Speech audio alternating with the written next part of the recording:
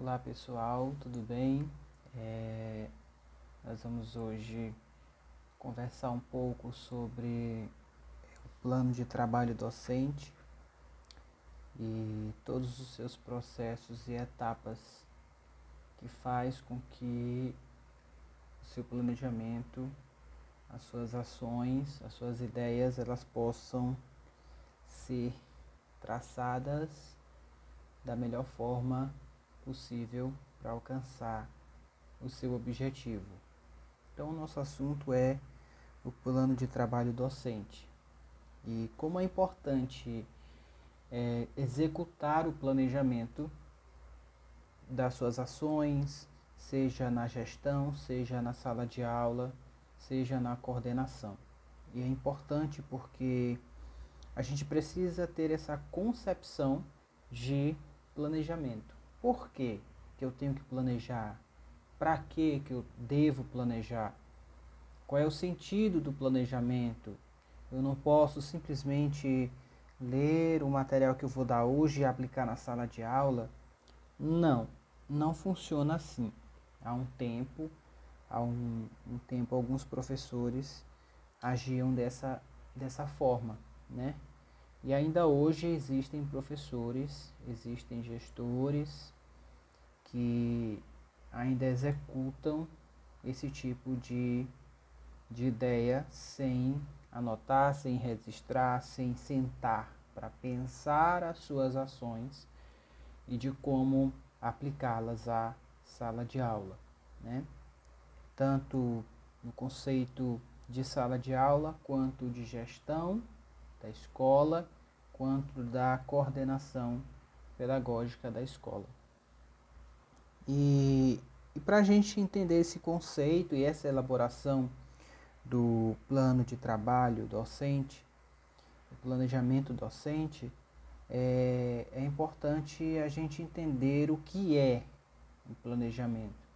E eu faço várias anotações, né, a respeito de planejamento, a respeito de todas as ações que são pertinentes à coordenação e à gestão e ao professor em sala de aula, né? E uma das coisas que eu tenho refletido muito é o que é um plano. Por que um plano? O que é um plano? Uma reflexão importante. Um plano, por um exemplo, eu quero sair hoje para comer caranguejo na praia. Então, eu preciso ter a noção de quanto eu tenho em dinheiro e de quanto eu vou gastar. Eu preciso planejar o meu itinerário, o ponto de onde estou, para onde eu quero chegar. E o objetivo principal desse planejamento é saciar uma sede, uma fome, uma vontade, né? No caso, comer caranguejo. Eu quero comer caranguejo, o meu objetivo principal é comer caranguejo. Mas há uma série de situações que fazem com que eu chegue até esse ponto. E a ideia do plano é basicamente isso. Você vai tirar férias, você vai viajar, você planeja a sua viagem, né? Você faz o seu levantamento orçamentário das suas férias, da viagem que você quer fazer, né? Você traça ali as ideias de lugares, possíveis lugares que você quer visitar, que você quer estar ali para conhecer, lugares, restaurantes que você quer provar comidas diferentes. E tudo isso é planejado por uma base, a base orçamentária. Quanto eu tenho, quanto eu vou gastar, né? Eu preciso de reservas para isso. Você vai planejando ali um ano inteiro, guardando as suas economias para chegar até esse objetivo. O seu objetivo é tirar férias, gozar das suas férias, satisfazer a sua vontade de descansar, de conhecer novos lugares. A ideia do planejamento e do plano é basicamente isso. O plano é um documento que registra o que se pensa fazer, como fazer, quando fazer, com que fazer e com quem fazer. Olha só os pontos chaves que eu elenco aqui. O que eu penso fazer, como eu vou fazer, quando eu vou fazer, né? Com que fazer, quais as ferramentas que eu vou fazer e com quem eu vou fazer, quais são as pessoas que participarão desse plano. Indica o norte para as ações educacionais. No nosso conceito educacional, ele vai indicar um norte para nossas ações educacionais. Não basta simplesmente eu anotar ali a aula de matemática e eu vou passar frações, eu vou passar divisão, eu vou passar contas de somar e subtrair, né? Não se faz, não se aplica uma aula de qualquer jeito, de qualquer maneira. Não existe isso. Você pode colocar tudo a perder e principalmente as ideias e o que o aluno está disposto a aprender ali. Então, quando o aluno percebe que o professor ele não está tendo sentido nas suas ações na sala de aula, o aluno fica desnorteado, porque o seu planejamento, o seu plano de aula, ele é o objeto do seu planejamento é o aluno. O aluno é o principal objeto do seu planejamento. É para ele que você está planejando. As formas que ele deve aprender, as formas de como ele deve entender, ter as concepções de conteúdos que você vai preparar para transferir, transmitir, complementar a vida daquele aluno e ali fazer uma troca de conhecimentos, né? Você não vai apenas dar ao aluno, você vai fazer uma troca de conhecimentos. E esse seu planejamento precisa estar de acordo com aquilo que a BNCC nos orienta, dentro das competências e das habilidades que você vai planejar a sua disciplina. O plano, ele é a formalização dos diferentes momentos do processo de planejamento. É a apresentação sistematizada e justificada das decisões tomadas. Então, veja só, olhe só a atenção que você precisa ter no seu planejamento. Ele é a formalização dos diferentes momentos do processo de planejamento. Não há um só momento, há diversos momentos que você deve elaborar, que você deve pensar e refletir. É a apresentação sistematizada, é aquilo que você traz documentado, aquilo que você traz regido, né, escrito sistematicamente, seja em um papel, em um documento, em um caderno de planejamento, ou seja em um instrumento digital, um instrumento tecnológico que facilite o seu planejamento. E justificada das decisões tomadas. Você vai elencar dentro do seu planejamento as decisões que você vai apresentar, que você vai tomar para definir aquele conteúdo na sala de aula, né? Você vai justificar o porquê que o aluno deve aprender aquilo, porquê que o aluno vai ter que ter esse caminho dessa aprendizagem, porquê que vai ser usado o instrumento dessa forma. E são os objetivos pretendidos que o seu planejamento vai trazer para aquele momento da aula. E eu elenquei aqui, eu anotei alguns pontos importantes sobre o plano de trabalho docente, né? Primeiro ponto, implica no registro escrito e sistematizado do planejamento do professor. Foi o que eu falei anteriormente. Você documenta as suas ações, o que você pretende fazer, seja na sala de aula, seja na gestão, seja na sua coordenação pedagógica. O segundo ponto, ele antecipa a ação do professor, organizando o tempo e o material de forma adequada. Você vai organizar ali documentalmente as suas ações, o material que você vai precisar, as ferramentas que você vai utilizar, os meios que vai facilitar a aprendizagem daquele aluno, o material didático, as ferramentas tecnológicas, os instrumentais tecnológicos, o que se tem em sala de aula e o aluno como objeto das aprendizagens e do seu planejamento para efetivar ali o seu objetivo pretendido. Então, isso organiza o seu tempo, você não faz de qualquer maneira, você organiza ali um cronograma de todas as suas ações na sala de aula, de tudo aquilo que você vai desenvolver na sala de aula, e sempre eu vou estar falando sobre o professor e a gestão da escola, né?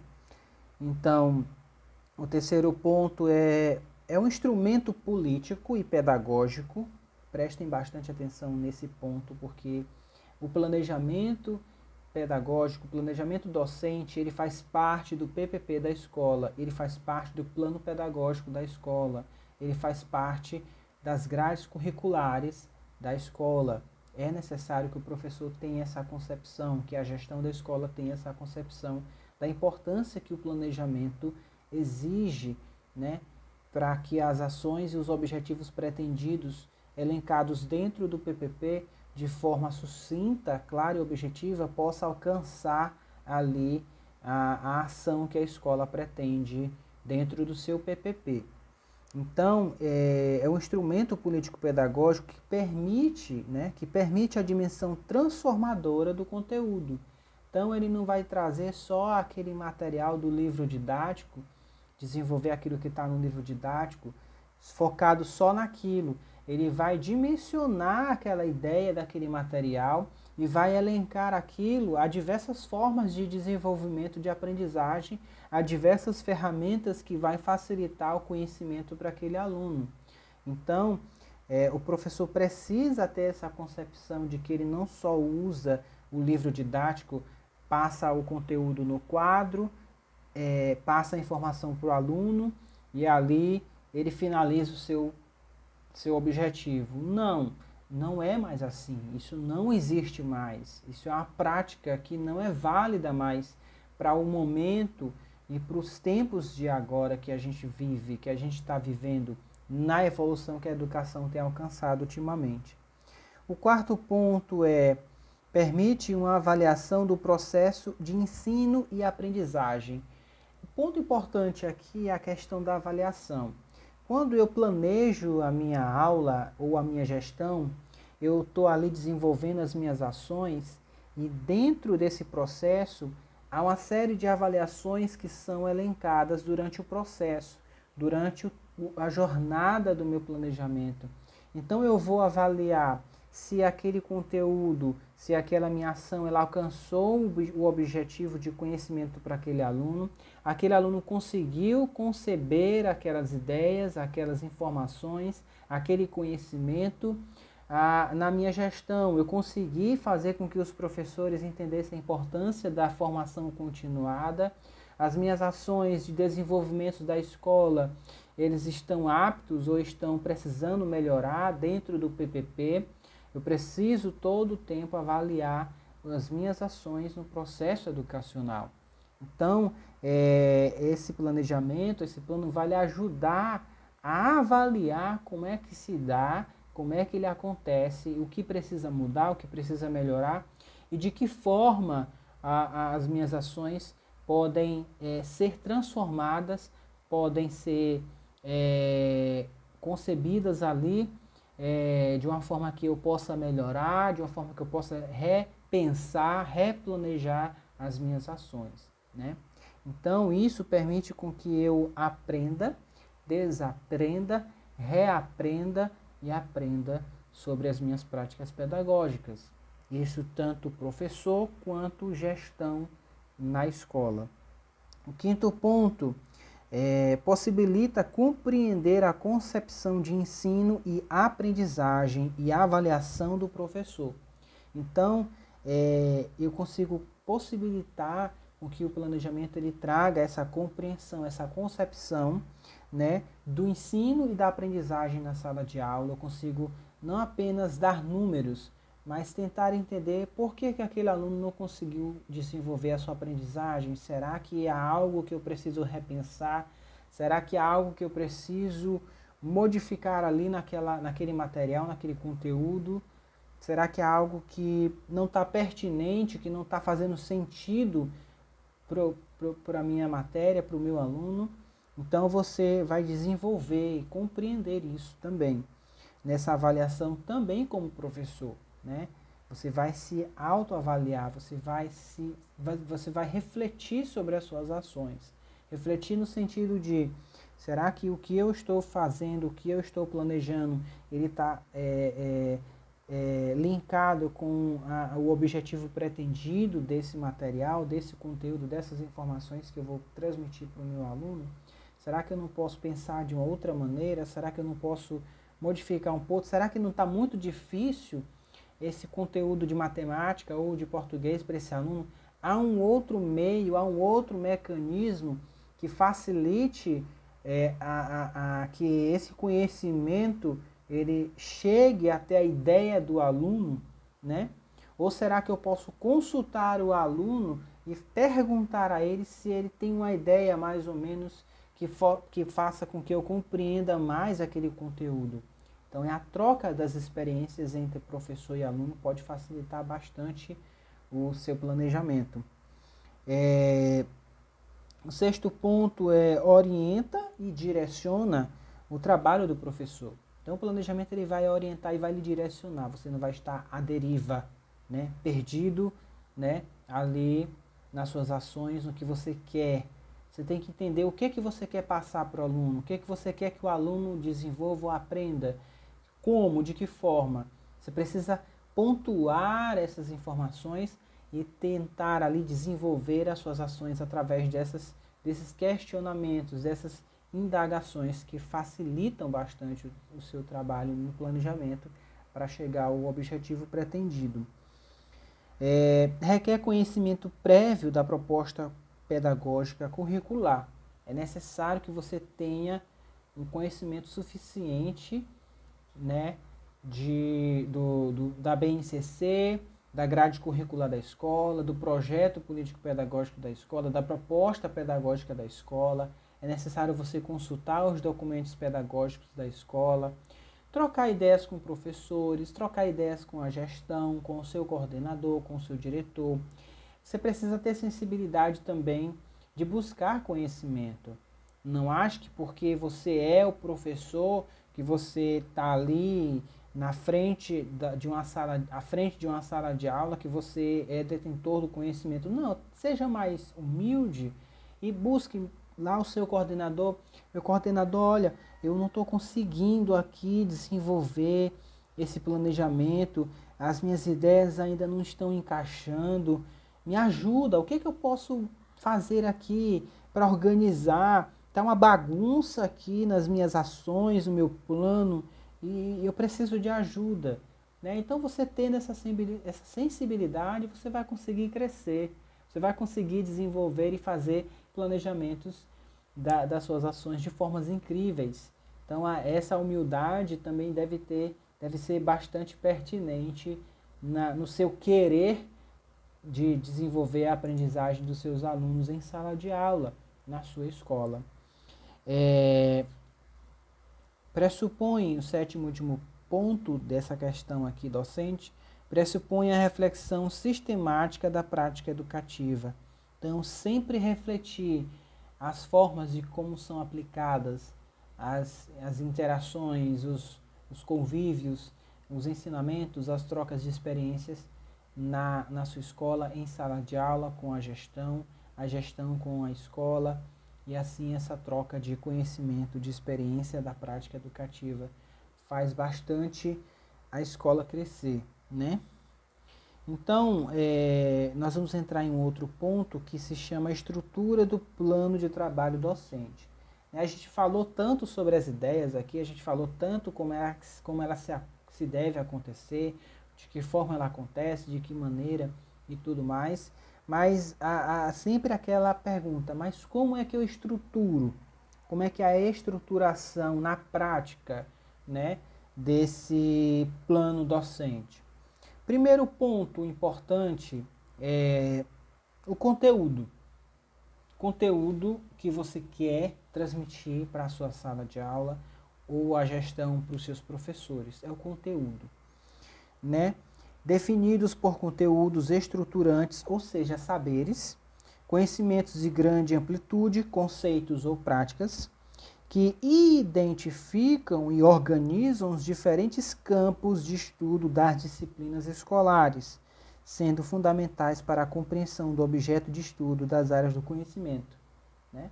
Seja a área de linguagem, seja a área de matemática, de português, de ciência, de geografia, de artes, de inglês. É o conteúdo de cada uma dessas matérias que vai transmitir saberes, informações que façam sentido para a vida do aluno. Eu organizo esses conteúdos, né? O desdobramento dos conteúdos estruturantes em conteúdos específicos será feito pelo professor em discussões, né, com os demais professores da área que atuam na escola. O professor deve dominar o conteúdo, escolhendo em uma essência de forma a tomar o conhecimento em sua totalidade e em seu contexto, o que exige, né, uma relação com os demais, né, com as demais áreas do conhecimento. É uma questão de interdisciplinaridade, que é bastante importante essa troca de disciplinas diferentes. Esse processo de contextualização visa a atualização e aprofundamento do conteúdo pelo professor, possibilitando ao aluno estabelecer relações e análises críticas sobre o conteúdo. Olha só, a importância que você deve pensar sobre esses conteúdos, a contextualização deles, né? O porquê que esse conteúdo precisa ser transmitido em sala de aula para os meus alunos, quais as intenções que esse conteúdo vai trazer para a sala de aula, quais são as ideias que esses alunos irão ter nesse processo da sala de aula, quais são os objetivos pretendidos, né, que esses conteúdos irão fazer sentido para esse aluno. Então, um outro ponto importante, né, dentro dessa estrutura é a justificativa. O que é a justificativa? Explicita a escolha dos conteúdos estruturantes e específicos como opção política educativa e formativa. Então, você justifica, né, o porquê que aquele conteúdo ele é estruturado daquela forma e você vai especificando ali a importância, né, formativa que ele vai trazer para a sala de aula. O outro ponto importante é os objetivos, né? Refere-se às intenções educativas, expressam as intenções de mudanças no plano individual, institucional e estrutural. Então, voltados aos conteúdos e não às atividades. Um outro ponto importante é encaminhamentos metodológicos e recursos didáticos, né? O conjunto de determinados princípios e recursos para chegar aos objetivos, o processo de investigação teórica e de ação prática, né? Os recursos didáticos que você geralmente utiliza são os livros didáticos, que eles são todos programados anualmente para a escola, seguem uma linha de conhecimento diversificado, né, de diversas editoras, e às vezes sistemas educacionais, né? Então essa é uma linha política, né, e que orienta a prática dos conteúdos que usam os recursos didáticos na sala de aula, para a escola. Outro ponto importante é os critérios de avaliação, né? Critérios definem os propósitos e a dimensão do que se avalia.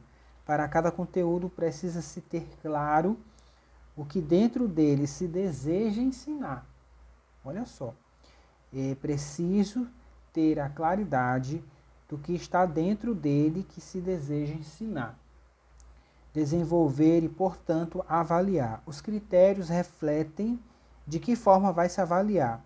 São as formas previamente estabelecidas para se avaliar um conteúdo.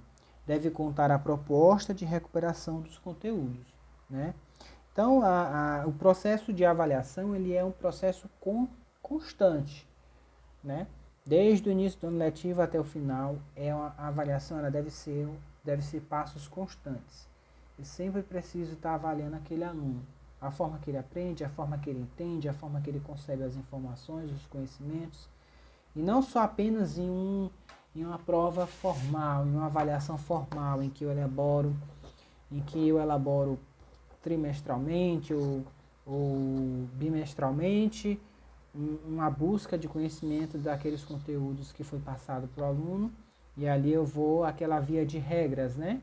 Elaborar ali as questões e o aluno vai responder aquelas questões, né? Às vezes é preciso repensar esses processos avaliativos de como a gente quer testar os nossos alunos se eles estão aptos a desenvolver as aprendizagens ou não. Isso pode ser desenvolvido de diversas formas, seja em projetos, seja em atividades específicas, sejam em momentos contínuos de desenvolvimento na aula prática, né? É preciso também ter referências, né? As referências permitem perceber em que material e em qual concepção o professor vem fundamentando seu conteúdo. Fundamentar conteúdos de forma historicamente situada implica buscar outras referências, não sendo, portanto, o livro didático o único recurso, né? Como eu falei anteriormente, não é só o livro didático o único recurso, a única referência que o professor vai usar na sala de aula, né? As outras ferramentas no nosso contexto atual, as tecnologias, né? Os softwares, os jogos que existem, que faz com que o aluno consiga desenvolver melhor, conceber melhor as ideias e os conteúdos transpostos em sala de aula. Então, na questão das referências, contribui para o desenvolvimento do aluno, né, ou para o desenvolvimento da proposta pedagógica curricular dos estabelecimentos de ensino. É preciso ter referências de como eu vou elaborar essas propostas pedagógicas, elaborar o plano de trabalho docente e trabalhar pelo seu cumprimento em consonância com a proposta pedagógica da escola, do estabelecimento de ensino, no caso, com os princípios norteadores das políticas educacionais das secretarias de educação e com a legislação vigente para a educação nacional. Então, tem que ter ali essas referências que são importantes para as elaborações de planejamento e das ações da escola, do projeto político-pedagógico, da proposta pedagógica e dos planos docentes. Então, são referências que são pertinentes para a elaboração dos nossos trabalhos. O que é o plano de ação, né, da escola? Nós falamos sobre o plano de ação docente, o plano de ação do professor. Mas e a escola? Ela também planeja? Ela também pensa? Sim, a escola deve planejar, a escola deve pensar suas ações durante o ano letivo.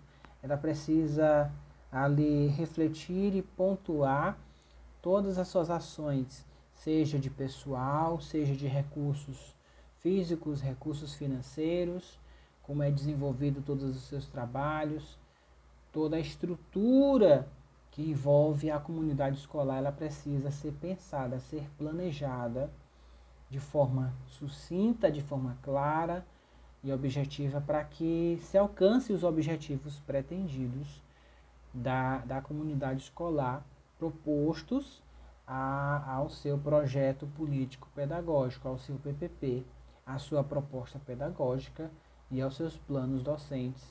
É o plano de ação que o professor, que o gestor, que a escola precisa pensar. O plano de ação da escola é um documento. Ele é um documento importantíssimo que precisa ser acessível por todos. Precisa estar disposto à comunidade escolar para que se possa tirar ali as conclusões do que se pretende durante o ano letivo, seja as funções de todos os colaboradores, seja todas as tarefas de todos os professores, cada um suas responsabilidades e tudo que organiza ali aquele corpo, né? Aquela estrutura escolar. Então, o plano de ação da escola é um documento que organiza coletivamente o trabalho escolar, permitindo, partindo da proposta de candidatura à direção escolar. Isso depende muito da escola, seja ela pública, né, a eleição para a direção da escola, ou seja ela privada, né. Define também as ações imediatas necessárias à organização do trabalho escolar. Gente, isso é muito importante, né? Definir essas ações que são necessárias para o cotidiano, para a rotina da escola. Organizar o trabalho da escola. Explicita as condições necessárias à prática docente. Você traz ali a claridade, né? Deixa bem explícito a que cada um docente, a que cada um dos docentes irão efetivar, irão desenvolver nas suas ações da escola. Então, outro ponto importante, ele articula as ações para a efetivação do projeto político-pedagógico. Eu anotei uma observação importante a respeito do projeto político-pedagógico. O plano de ação da escola e o PPP serão analisados no coletivo escolar, a fim de definirem ações necessárias para a organização do trabalho escolar. Portanto, o plano de ação articulará ações para a efetivação do PPP. Então, esse plano de ação ele dá partidas significativas para a melhoria, para o desenvolvimento, para mudanças que possam ocorrer na estrutura da escola, seja de departamentos, seja de corpos docentes, né? E seja na estrutura do PPP da escola, né? Sempre é um processo contínuo. O PPP ele nunca é um documento terminado, né? Ele nunca está pronto, ele nunca é finalizado, pronto, ponto final, acabou, é aquilo ali. Não. O PPP ele passa sempre por constantes mudanças, constantes evoluções. Ele é um documento que anualmente ele se modifica, há implementações diferenciadas, há propostas curriculares que mudam, há planejamentos que mudam. Então, ele é um documento que é em constante mudança. E a gente precisa entender isso e participar desse processo também.